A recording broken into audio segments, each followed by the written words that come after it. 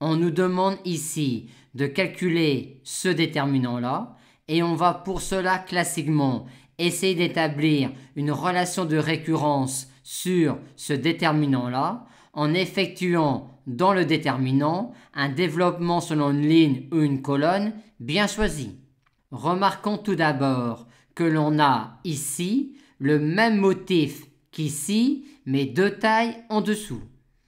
On va donc effectuer sur les lignes ou les colonnes de cette matrice-là des opérations licites, mais qui ne vont pas affecter les coefficients de cette zone-là, et de telle sorte qu'apparaisse une colonne ou une ligne avec plein de zéros selon laquelle on aura ensuite envie de développer pour faire apparaître le déterminant de cette matrice-là.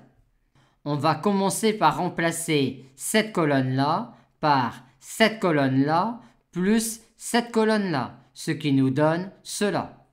Et maintenant, on va ensuite remplacer cette ligne-là par cette ligne-là plus cette ligne-là, ce qui nous donne cela.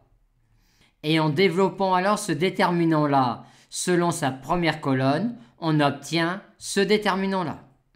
Et en effectuant cela sur le déterminant de la matrice NN, on obtient alors, en notant Dn ce déterminant-là, que l'on a cette relation de récurrence-là pour n supérieur ou égal à 4. Et comme D2 vaut 1, on a D2n qui vaut 1 pour n supérieur ou égal à 1. Et comme après calcul, on obtient que D3 égale 0, on a que D2n plus 1 est nul pour n supérieur ou égal à 1.